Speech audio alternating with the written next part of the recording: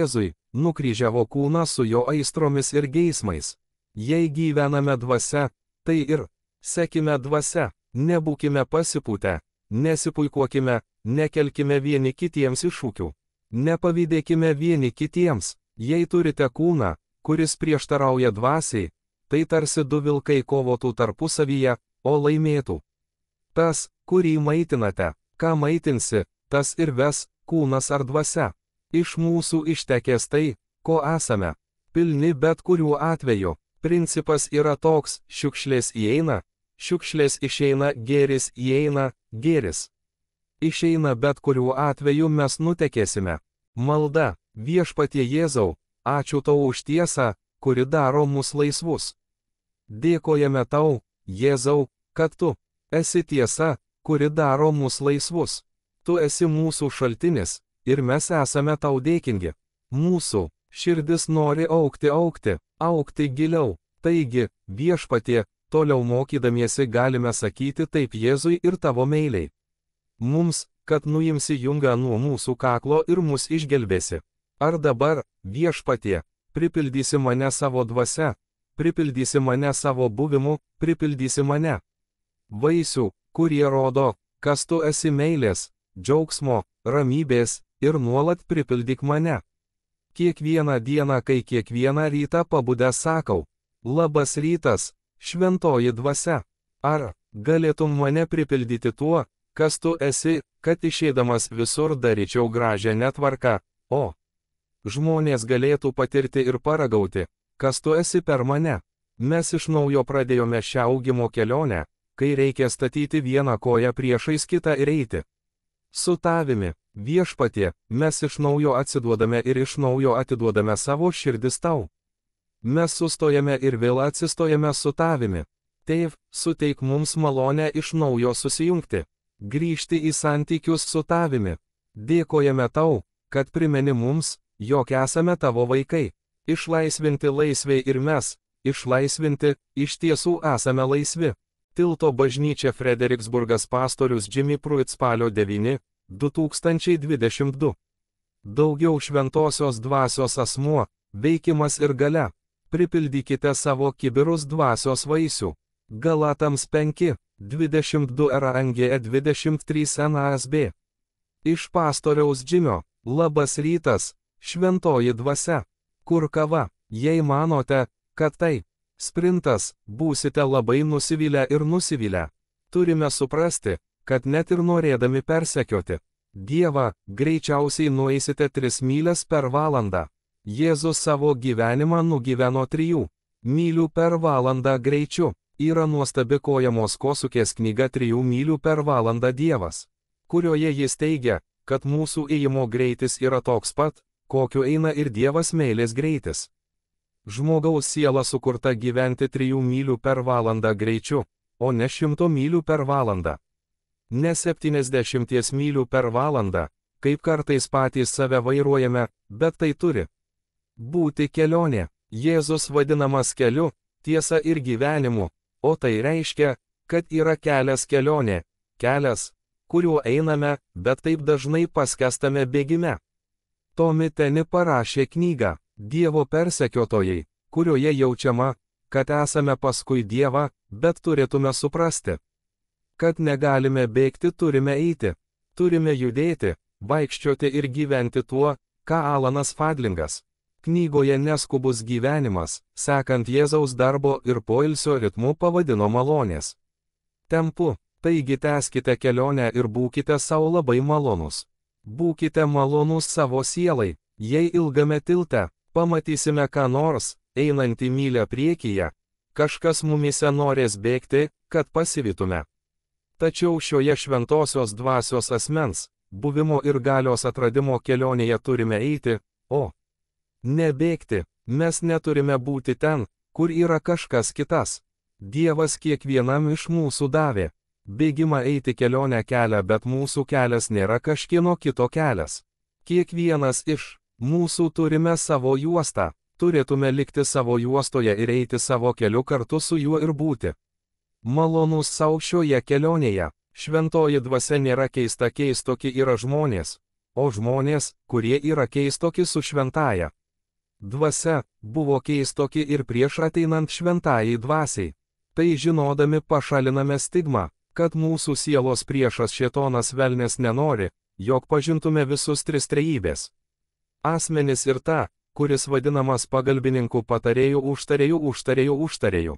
Draugas, žinoma, jis nenori, kad mes turėtume pagalbininką graikiškai parakletos pašauktasis, kuris yra vienas iš pagrindinių šventosios dvasios vaidmenų ateiti šalia mūsų ir padėti. Tad kodėlgi nenorėtume pažinti šventosios dvasios asmens ir jos veikimo? Ji yra ta, kuri ateina šalia, kad padėtų, o ne tam, kad padarytų jūs keistus. Žmogaus siela yra porėta, mes nesame skirti būti talpyklomis, esame skirti būti nesandarus, išleidžiame viską, ko esame pilni. Esame linkę manyti, kad esame čia tam, kad talpintume, bet iš tikrųjų esame čia tam, kad būtume kanalas, kad būtume pralaidūs. Kaip pralaidūs kibirai, kad galėtume išleisti šį gyvenimą, ypač meilę, džiaugsmą. Ramybę mums visiems reikia šių dvasios vaisių, kaip ir šventosios dvasios dovanų.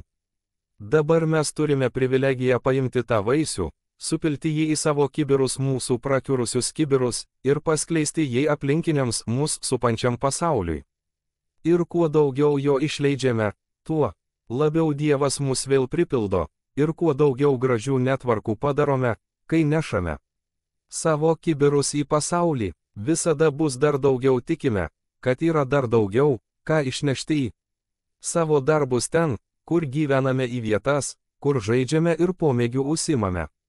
Daugiau apie 9 šventosios dvasios vaisius tai, ką mes įskleidžiame eidami, nes jie yra paties Jėzaus prigimtis ir charakteris. Tai ateina tik iš šventosios dvasios, ne sukandus dantis, kad labiau stengtumėmės mylėti žmones, turėti daugiau džiaugsmo ar daugiau ramybės, labiau stengdamiesi tik pavardzime, o kai kurie iš mūsų yra pavargę, nes taip stengiamės viską daryti teisingai.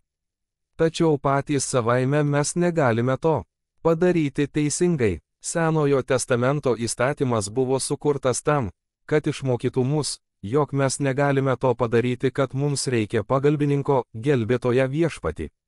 Visa tų 613 senosios sandoros įstatymų esmė buvo parodyti mums ir atkreipti dėmesį į tai, kad mes negalime to padaryti. Geroji naujiena Evangelija yra ta, kad Jėzus gali tai padaryti ir padarė ir padarys tai mumyse ir per mus. Šventajame rašte sakoma, kad jis yra Kristus mumyse per mus. Šlovės viltis kol 1:27. Dvasios vaisius yra paties Kristaus asmens vaisius, ir jis duoda mums šį vaisių, kad pripildytų mūsų kibirus. 3 klausimai, kuriuos turime užduoti. Kuo ir kuo noriu tapti? Turime sustoti ir paklausti: Viešpatie, ar galėtum man duoti kokią nors kryptį, kaip noriu, kad mano gyvenimas atrodytų? Galime pamiršti, bet vis dar esame traumoje, atsigauname po visuotinio trauminio įvykio, vadinamo COVID-19. Bandome grįžti į normalų gyvenimą ir elgtis taip, tarsi viskas būtų normalu, tačiau pasaulis nėra toks pat. Jei judame 3 mylių per valandą greičiu, galime prisitaikyti, persiorientuoti į viską, žiūrėti šiek tiek kitaip. Ką noriu, kad žmonės patirtų būdami su manimi? Turime žinoti, kad yra prasmė turėti pripildytus kibirus ne tam, kad jie perpildyti šventosios dvasios, tik tam, kad galėtume surengti puikias pamaldas bažnyčioje, linksmybės ir žaidimus, bet netikrą gyvenimą rytojui. Kai sąskaitos bus per kraštus, o gyvenimas eisis aukštyn kojomis, kai pasaulis po mumis pasikeis, turime turėti ką pristatyti. Jei nesame sotūs, negalime suteikti pagalbos kitiems žmonėms arba nebegalime žinoti, ką patys darome ir kur einame. Po 11-osios rugsėjo 11-osios mūsų gyvenime įvyko daug pokyčių, o dabar, kilus pandemijai, mes atsigauname ir mums reikia pagalbos, mums reikia padėjėjo. Geroji žinia yra tokia: pagalba yra čia, kaip sako Maksas Liukado. Pagalba neateina ne pakeliui, pagalba jau čia. O kas iš mūsų nenorėtų pagalbos, kažko, kas ateitų šalia ir padėtų mums? Mums reikia pagalbos. Efeziečiams 5:18 NLT. Nebūk girtas nuo vyno, nes tai sugriaus tavo gyvenimą. Vietoj to būkite pripildyti šventosios dvasios, kadangi mūsų kibirai nesandarus, nes esame porėti ir nesandarus, turime įtrūkimų arba trūksta didelių gabalų, mums reikia daug įtekėjimo, turime būti nuolat pripildomi. Šventosios dvasios nuolat, niekada nesustoja. Galatams 5:1 NASB. Kristus mus išlaisvino dėl laisvės, todėl laikykitės tvirtai ir nebesiduokite vergijos jungo. Jei gyvensime vadovaudamiesi visais šventojo rašto reikalavimais, jie taps sunkiu jungu, kuris mus slegia, ir mes tapsime vargstančiomis sielomis. Krikščionybė mums pradės atrodyti kaip našta ar svoris. Čia nekalbama apie kryžių, kurį, pasak Jėzaus, turime nešti, kurį jis nešė už mus ir apie kurį sakė: mano jungas paprastas, o mano našta lengva. Mato 11:30. Tačiau senosios sandoros jungas buvo sunkus ir apsunkinantis, jis mokė žmonės, kad negali mūsų išlaisvinti. Todėl jie turėjo žudyti ir aukoti balandžius, ėriukus ir jaučius, kad išpirktų padengtų savo nuodėmes, o Jėzus atėjo ir pasakė: aš esu paskutinė auka. Kristus išlaisvino mus laisvei, ne vergijai. Krikščioniškame gyvenime vis dar yra dalykų, kuriuos reikia ir kurių negalima daryti, net ir naujojoje sandoroje. Tačiau dabar mes veikiame malonės bazėje vietoje, kur galime daryti šiuos dalykus ir nedarome jų todėl, kad jie mums nenaudingi, o ne todėl, kad Dievas nori mums paploti per ranką, kai ištiesiame ranką po kažką, ko neturėtume daryti. Dievas gali mus išvalyti, kai nuolankiai grįžtame pas jį su nuoširdžiu liūdesiu, ir jis sako: aš tau seniai atleidau, ateik pas mane, tai yra malonė. Galatams 5:16 RANGE 25. Tada sakau, aš sakau, vaikščiokite dvasia, ir jūs nevykdysite kūno geidulių. Juk kūnas geidžia dvasios, o dvasia kūno, ir tai prieštarauja vienas kitam, todėl jūs nedarote to, ko norite. Bet jei esate vedami dvasios, nesate įstatymo valdžioje. O kūno darbai yra akivaizdus: svetimavimas, ištvirkavimas, netyrumas, paleistuvavimas, stabmeldystė, burtininkavimas, neapykanta, ginčiai, pavydas, pykčio protrūkiai, savanaudiškos ambicijos, nesutarimai, erezijos, pavydas, žmogžudystės, girtuokliavimas, pasilinksminimai ir panašūs dalykai, apie kuriuos jums iš anksto sakau, kaip ir anksčiau sakiau, kad tie, kurie tokius dalykus praktikuoja, nepaveldės Dievo karalystės.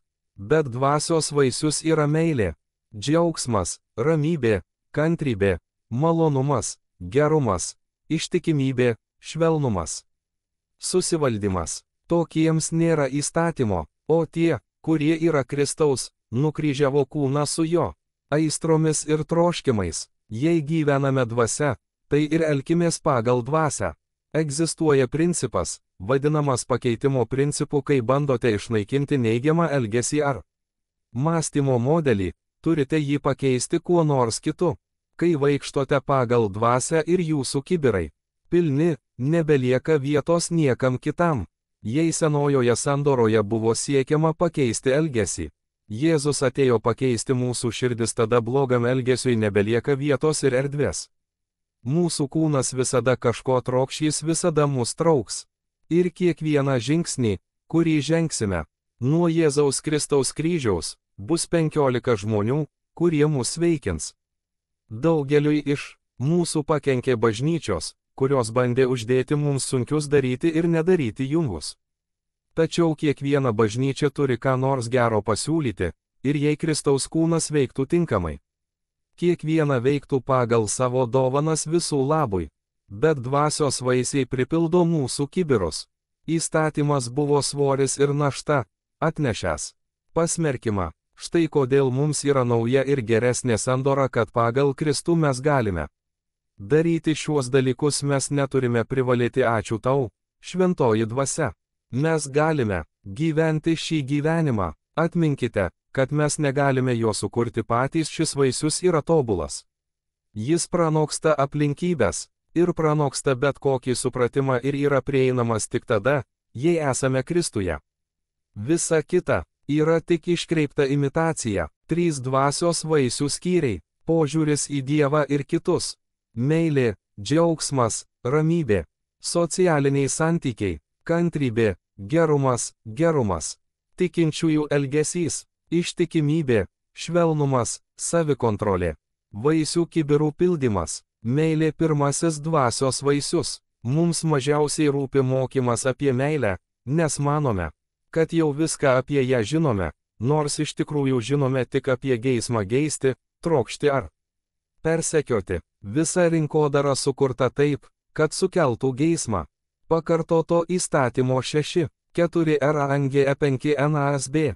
Klausykis, Izraeli, viešpats yra mūsų Dievas, viešpats yra vienas. Mylėk viešpatį, savo Dievą, visa širdimi, visa siela ir visomis jėgomis, vadinama šiama pagrindinė malda. Žydai ją meldėsi 2 kartus per dieną. Mato 22:36 RANGE 40 NASB. Mokytojau, kuris yra didysis įstatymo įsakymas? Jis jam atsakė, MILKVEŠPATI. Savo Dievą, visą savo širdimi ir visą savo sielą. Ir visų savo mąstymu, tai didysis ir svarbiausias įsakymas. Antrasis yra panašus į jį. MILK savo šeimininką kaip savo vaiką.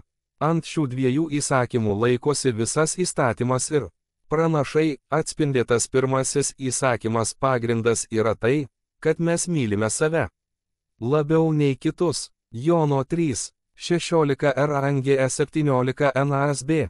Nes Dievas taip pamilo pasaulį, jog atidavė savo viengimį sūnų, kad kiekvienas, kuris jį tiki, nepražūtų, bet turėtų amžinąjį gyvenimą. Juk Dievas nesiuntė sūnaus į pasaulį teisti pasaulio, bet kad pasaulis per jį būtų išgelbėtas. Mylėjo graikiškai agapė tobula. Visiška ir pilna meilė. Vienintelis asmuo, kuris gali taip mylėti, yra Dievas. Mes nesugebame taip mylėti, tačiau geroji naujiena yra ta, kad šventoji dvasia jumyse ir per jūs myli. Mes pripildome savo kibirus šventosios dvasios jos buvimo, jos galios, jos meilės. Tada mes galime tai nešti, Jėzus tai sukuria. Kai nešiojame jo meilę, esame jos pripildyti, tada išeiname ir mes irgi mylime gerai ir mylime teisingai, kai gauname Dievo meilę savo gyvenimui. Jėzus, kuris gyveno gyvenimą, kurį turėjome gyventi, ir mirė mirtimi, kurią turėjome mirti, jis tai padarė vietoj mūsų. Jėzus atėjo neteisti, jis atėjo išgelbėti. Jo agapė visiška meilė ateina pas mus ir per mus. Tik tada, kai mes ją nešiojamės, kai jis pripildo mūsų kibirus, bet mes patys turime ją priimti. Dievas mus myli ne mažiau blogiausia mūsų diena, tamsiausia akimirka nei geriausia diena, geriausia akimirka. Tokia yra Dievo meilė, ji visa, tikra, pilna ir ji yra mūsų. Malda. Viešpatie Jėzau, mums reikia malonės. Mums labiau už viską reikia išminties ir meilės. Taigi, Viešpatie, ar galėtum šiandien atverti mūsų akis, kad gautume apreiškimą antgamtinio masto supratimą, kad suprastume, kokie esame mylimi, kad vienintelė priežastis, kodėl galime nešti dvasios vaisių meilę, yra ta, kad esame tavęs mylimi. Taigi, Viešpatie Jėzau, suteik mums šį supratimą, kad mes jį priimtume ir pasakytume taip vilčiai, taip maloniai, taip Jėzui. Viešpatie, mes tave mylime ir gerbėme. Jėzaus vardu. Amen. Bridge Church Fredericksburg pastorius Jimmy Pruitt 2023 rugsėjo 3D. Giliau. Dievas trokšta, kad artėtumėte prie jo, artėtumėte, gilintumėtės visišką gyvenimo pergalė ir idėja, kad esame 3 kojų taburetė kūnas, protas ir dvasia, tripartidė 3 dalys, ir mes stebime 3 teisės, kurių turime atsisakyti. Vienas atsisakau teisės įsižeisti, negyvensiu įsižeidęs ir nesilaikysiu įsižeidimo. 2 atsisakau teisės nesuteikti padrasinimo. Kiekvieną šios planetos gyventoją reikia padrasinti, suteikti jam padrasinimo žodį. 3 atsisakau teisės neprisimti atsakomybės.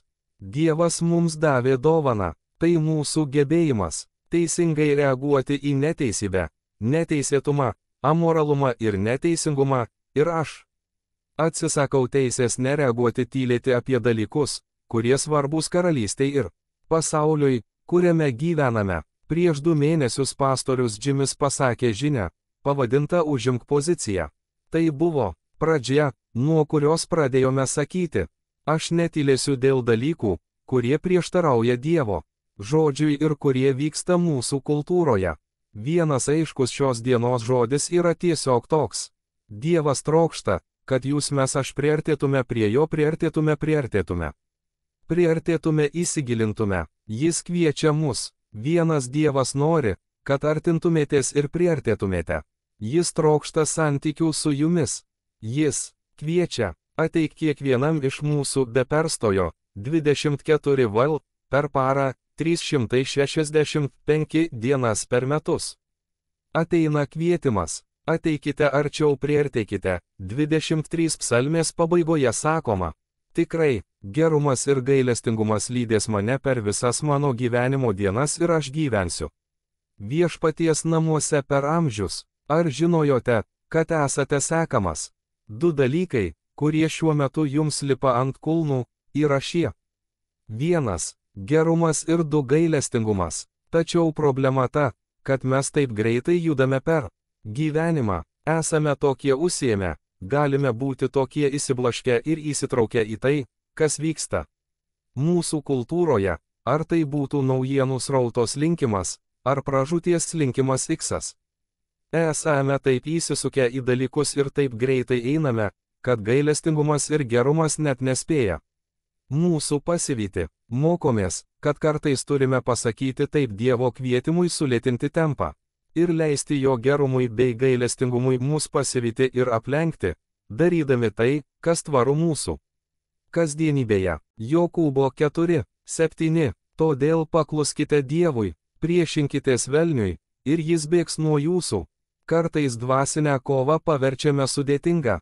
Tai nėra sudėtinga, nes kai esame atsidavę Dievui, esame jo įgalinti pripildyti jo ir galime būti apsaugoti nuo priešo, ne tik apsaugoti gynybiniu režimu, bet ir įsitraukti aktyviu režimu. Galime stoti į kovą su priešu. Jokūbo 4:8. Priartėkite prie Dievo, ir jis priartės prie jūsų. Priartėti prie Dievo ir geriau jį pažinti. Jis paskelbė kvietimą, bet mes inicijuojame judesį, žengiame žingsnį sąmoningai ir tikslingai. Turime išlipti iš valties, kaip tai padarė Petras. Hebrajams 4:16 NKJV. Tad drąsiai artinkimės prie malonės sosto, kad gautume gailestingumą ir rastume malonę.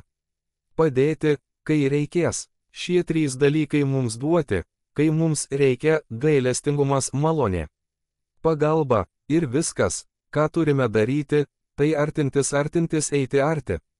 Štai ką jis mus kviečia daryti. Mato 14:28 RANGE 29 NKJV. Petras jam atsakė: Viešpatie, jei tai tu, įsakyk man ateiti pas tave vandeniu. Jis tarė: ateik. Petras, išlipęs iš valties, ėjo vandeniu pas Jėzų. Bet pamatęs, kad pučia smarkus vėjas, jis išsigando ir, pradėjęs skęsti, sušuko: Viešpatie, gelbėk mane. Atsakydamas į Petro prašymą, Jėzus tarė vieną žodį: ateik. Petras nuskendo, bet jis taip pat jo natūralus žmogus tapo antgamtiniu ir įvykdė įvykį, prieštaraujantį gravitacijos dėsniams. Mato 11:28 RANGE 30 MSG. Ar esi pavargęs, išvargęs, išdegėte nuo religijos? Ateikite pas mane, eikite su manimi ir atgausite savo gyvenimą. Parodysiu tau, kaip iš tikrųjų pailsėti. Vaikščiokite su manimi ir dirbkite su manimi, stebėkite, kaip aš tai darau. Išmokite nepriverstinio malonės ritmo. Aš neužkrausiu tau nieko sunkaus ar netinkamo. Laikykis su manimi ir išmoksite gyventi laisvai ir lengvai. Izaijo 55, 1 NKJV. Visi, kurie trokštate, ateikite prie vandens, o jūs, kurie neturite pinigų, ateikite, pirkite ir valgykite. Taip, ateikite, pirkite vyno ir pieno be pinigų ir be kainos. Ar šiandien esate ištroškę? Ar jaučiatės išdžiūvę? Ar jaučiate, kad jums ko nors reikia? Dievas sako, kad ateitumėte to įsigyti, bet jis duos jums tai, ko jums reikia, kad tai gautumėte. Tai Dievo meilė jums. Tai tik keli iš daugelio šventajame rašte esančių kvietimų. Ateikite, prisartinkite, dalyvaukite visi, jie yra jo kvietimas mums šiandien. 2 Intimumo progresas tai santykių su Dievu ir jo karalyste protokolas. Kai Dievas kviečia mus priartėti, jis nepalieka mūsų spėlioti ar abejoti. Kaip atrodo judėjimas arba žingsnis Dievo link? Tai panašu į tai, kad negreitėjate, bet šiek tiek sulėtėjate, arba sąmoningai tiesiog susikuriate šabo akimirką viduryje įtemptos dienos. Kai sustojate, įkvepiate Dievo pauzę ir sakote: Tėv, dėkoju tau už tai, kad šiandien esi su manimi. Dėkoju tau, kad pasakei, jog niekada manęs nepaliksi. Tu niekada manęs neapleisi. Tu esi čia, dabar, viduryje mano darbo, ir esi čia, su manimi, padėdamas man kurti šventas akimirkas viskuo, ką darau. Kai visą tai pašvenčiu jam, nesvarbu, kaip tai būtų kasdieniška, tai yra garbinimo aktas, tai šventa, tai gražu ir tai skirta jo šloviai. 586 atėjo Babilonas ir tiesioginė prasme nusiaubė Jeruzalę, sugriovė miesto sieną ir šventyklą, įsivežė visus šventyklos lobius ir išvežė daug Jeruzalės gyventojų. Dievo išrinktąją tautą, kuriai Dievas davė pažadėtąją žemę, ne dangų, bet Dievo aprūpinimą. Kur yra jo gausa ir kur jis pašaukė juos būti? 70 metų Izraelio tauta buvo nelaisvėje, panašiai kaip šiandien, kai daugelis Dievo išrinktosios tautos, jo mylimų sūnų ir dukterų, taip pat yra nelaisvėje. Jie yra pasaulio dalykų ir nuodėmės priklausomybių, susiskaldimo, traumų, psichinių ir fizinių ligų. Nelaisvėje Dievo širdis tebėra išlaisvinti, tačiau net ir nelaisvėje jis teikia padrasinimą. Izekielis regėjo viziją, kaip sausi kaulai susijungia ir atgyja. Jis taip pat pranašavo apie gyvybės upę, ištekančią iš Dievo šventyklos. Ten, kur teka Dievo upė, vyksta įvairūs dalykai. Izekielio 47, 1 RANGE 5 NKJV. Tada jis nuvedė mane atgal prie šventyklos durų, o ten iš po šventyklos slenkščio į rytus tekėjo vanduo, nes šventyklos priekis buvo nukreiptas į rytus, vanduo tekėjo iš dešiniojo šventyklos šono, į pietus nuo aukuro. Jis išvedė mane pro šiaurinius vartus ir apvedė mane iš lauko pusės prie išorinių vartų, nukreiptų į rytus. Ten buvo vandens, tekančio iš dešinės pusės. Išėjęs į rytus, vyras su linija rankoje išmatavo 1000 uolekčių ir nuvedė mane per vandenį. Vanduo siekė man iki kulkšnių. Vėl išmatavo 1000 ir pervedė mane per vandenis. Vanduo siekė man kelius. Vėl išmatavo 1000 ir pervedė mane per vandenį. Vanduo siekė man iki juosmens. Vėl jis išmatavo 1000, ir tai buvo upė, kurios negalėjau perplaukti. Vanduo buvo per gilus. Vanduo, kuriame reikia plaukti. Upė, kurios negalima perplaukti. Čia pateikiamas progresas. Jei tai yra santykių protokolas, tai reiškia štai ką mums reikia eiti gilyn. Lengva išeiti į paplūdimį ir nueiti kelis metrus į vandenį. Tačiau Dievas sako: ateikite, giliau žengti žingsnį į gilesnį vandenį, bet mes vėlgi sustojame iš baimės, o Dievas sako: ateikite. Kodėl sustojame, kai yra galimybė padaryti daug daugiau?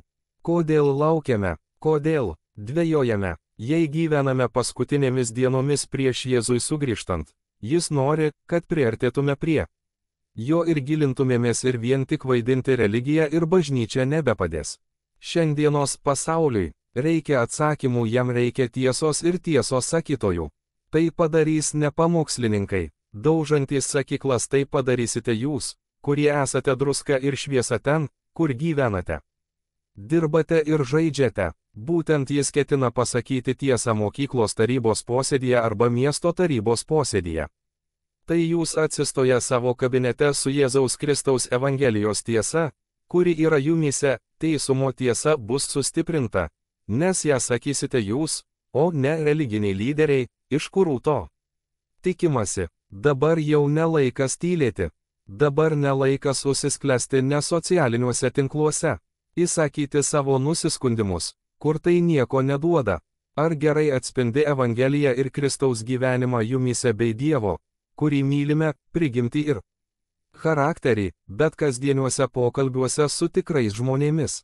Turime būti drąsūs, narsūs ir drąsūs ir kalbėti tiesą su meile. Visi kiti kalba savo tiesą.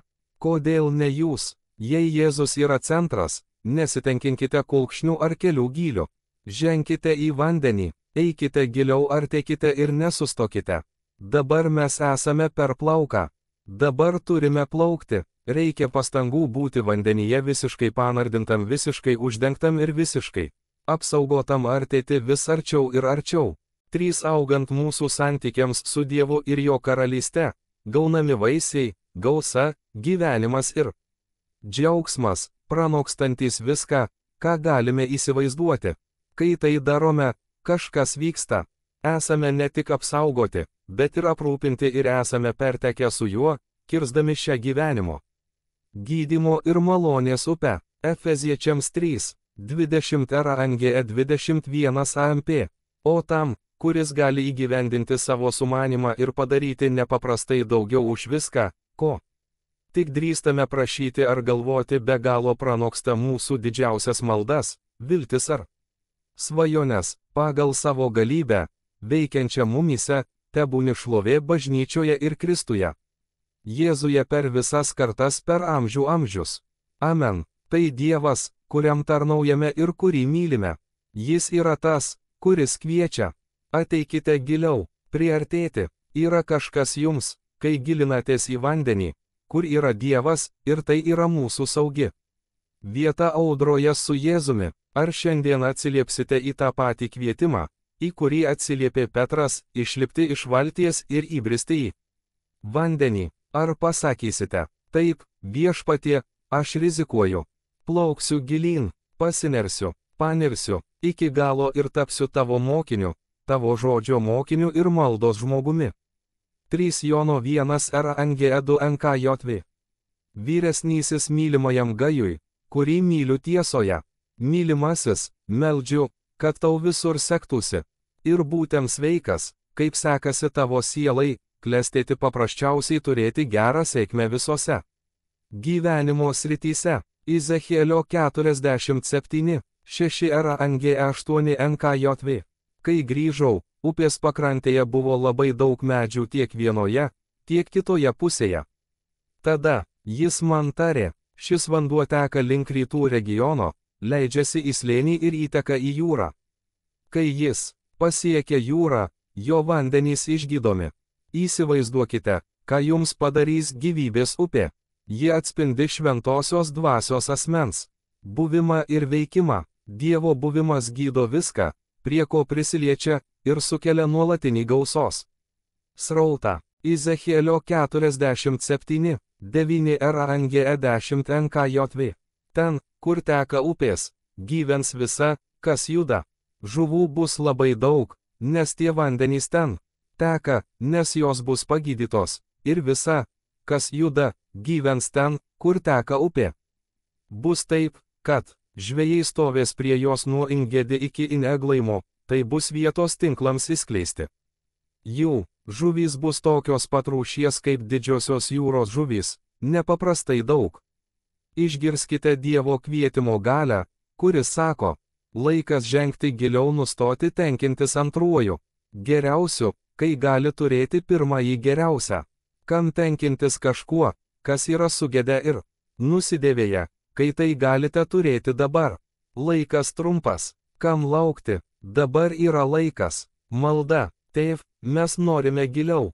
Esame pasirengę įbristi į vandenį iš kulkšnis ir kelius siekiančio vandens, perbristi Dievo upę, gydančią Dievo upę, tekančią iš šventyklos. Esame pasiruošę ją perplaukti ir su tavimi būti virš galvos. Prašome tavo malonės, kad tai padarytum. Jėzaus vardu. Amen. Tilto bažnyčia, Frederiksburgas, pastorius Jimmy Pruitt, rugsėjo 4, 2022. Daugiau, kur mūsų alkis susitinka su jo pažadais. Efeziečiams 5, 18 NLT, 11 savaitė, kasdienė malonė, praktinės dvasinės dovanos. 3 dalis, kai matome tamsiuosius mūsų visuomenės reiškinius ir pradedame užtarti, melsdami Dievą įsikišti, labai greitai pastebime, kad mums tiesiog pritrūksta žodžių maldai. Pasijuntame nepakankamai stiprus ir pasijuntame priblokšti matomų poreikių. Mūsų pačių žodžiai atrodo menki, jų tam nepakanka, visa tai yra daugiau nei tai, ką mes bandome išreikšti Dievui apie tai. Ką matome? Kalbame apie tai, kas kai kuriems bažnyčioje buvo labai painu. Kalbame apie šventosios dvasios dovanų apraiškas. Ciklas vadinasi daugiau, o dabar esame pirmojo laiško Korintiečiams 12 skyriuje. Šiame kontekste kalbėjome apie kelias iš šių apsireiškimo dovanų: apsireikšti, apreikšti, išreikšti. Šios šventosios dvasios apraiškos dovanos yra dovanos, tai geri dalykai. Dievas sako, aš noriu, kad jas turėtumėte, ir leisiu jums išreikšti savo dovanas. Tai geras dalykas. Atminkite, šventoji dvasia nėra keista, keistoki yra žmonės. Žmonės, kurie yra keistuoliai su šventąja dvasia, buvo keistuoliai ir prieš šventąjai dvasiai ateinant ant jų. Turime tai paaiškinti, nes yra tendencija įsigasti, remiantis tuo trupučiu, kurį matėme, ir tada priešas mus skiepija nuo teisėtų Dievo dalykų, kad atitolintų mus nuo šventosios dvasios, tos pačios, kurios mums reikia, kad galėtume daryti tai, kam Jėzus mus pašaukė, tos pačios šventosios dvasios, kuri mus įgalina ir suteikia galių iš tikrųjų įvykdyti didįjį pavedimą ir išpildyti Dievo kvietimą mūsų gyvenime. Priešui patinka mus įskaudinti ir apsaugoti nuo to, kad matytume tik tiek, kad įsigastume, tik tiek, kad pasakytumėte: Oho, tėv, aš tave myliu. Jėzau, tu esi nuostabus. Šventoji dvasia, aš nesu toks tikras negarsiai, bet savo širdyje, savo elgesiu ir atsakymais. Taip elgiamės, nes bijome atrodyti panašus į juos. Tačiau būkite tikri, šventoji dvasia yra džentelmenas. Taigi, kai toliau meldžiamės už aplinkinių poreikius ir netenkame visų angliškų žodžių, esame įsekę, nieko nebeturime, pradedame jausti įtampą, pyktį. Kažkas atsiranda mumyse, kur pradedame melstis kita kalba pagal šventąjį raštą, kuris ją taip pat vadina maldos kalba, intimumo tarp mūsų ir Dievo kalba. Tai nėra angliški žodžiai, ir tai yra laikui bėgant susiformavusi kalba, maldos kalba, kurios galima išmokti, kurią galima tobulinti ir puoselėti daugelį metų. Iš pradžių, kai tai gauname, iš mūsų lūpų sklinda keistoki žodžiai ir skiemenys tampame nešami, taip sakant, tarsi gaudydami bangą. Kai pradedame matyti gilesnius pasaulio poreikius, per trumpą laiką gali pritrūkti žodžių maldos atsakyme ir galime pereiti į tai, kas mums atrodo ar atrodo kaip kalba, kurios nemokame. Kai atsidurėte tokioje padėtyje, kai jūsų jausmai ir emocijos taip užvaldo jūs, kad neturite žodžių, staiga pamatysite, kad šventoji dvasia pradeda melstis per jūs. Galbūt tai skamba keistai, bet tiesa ta, kad jei vaikščiodami su Dievu neužleisite vietos paslapčiai, jūsų krikščioniškas gyvenimas bus labai nuobodus. Jis taps varginantis ir tik pareiga, įpročių ir ritualų ir religinis, bet ne tada, jei padarysite vietos paslapčiai, kai išmoksite sakyti: Oho, o ne kaip. Romiečiams 8:26 ESV.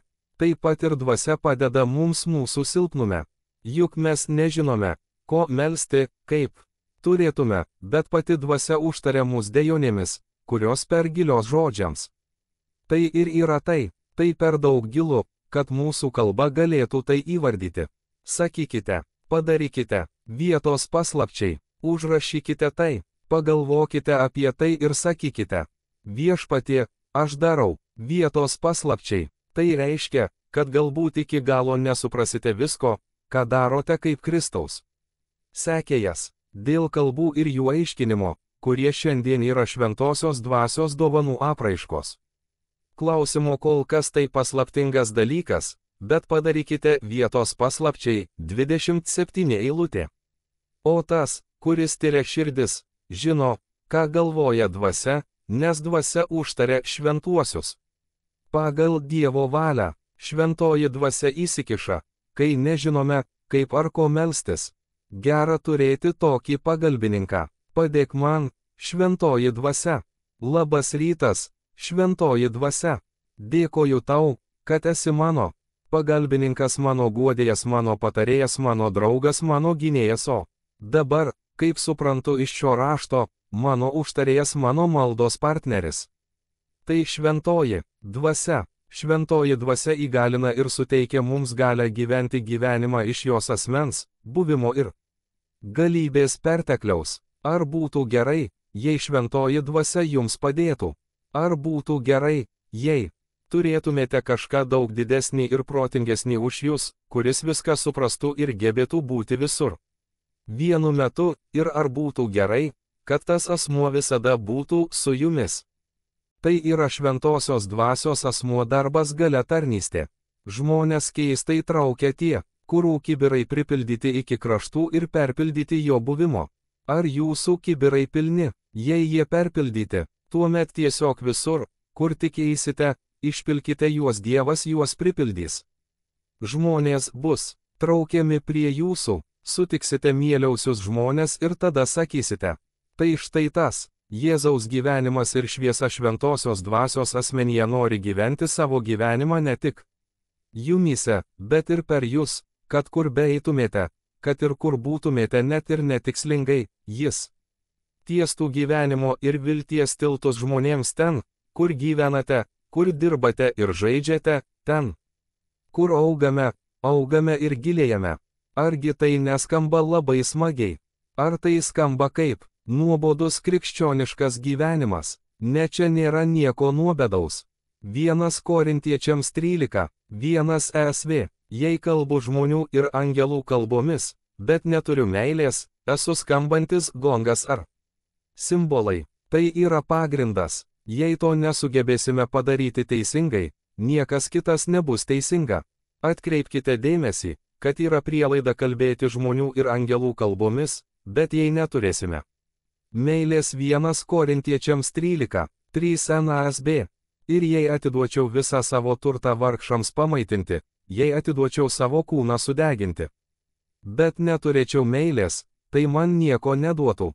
Paulius supažindina su dvasinėmis dovanomis nedidelės žmonių grupės nuo 50 iki 150 vienu metu.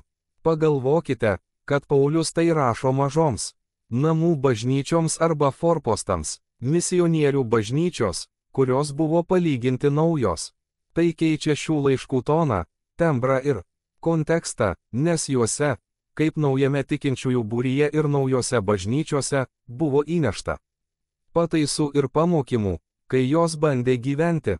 1 Korintiečiams 12, 1 ESV. O dėl dvasinių dovanų, broliai, nenoriu, kad būtumėte neinformuoti. 7 eilutė. Kiekvienam duota dvasios apraiška bendram labui. Šios dovanos jums duotos ne dėl jūsų, bet tam, kad būtų palaiminimas kitiems. Tai ne apie mane. Kalbama apie mus, todėl jie ir duodami.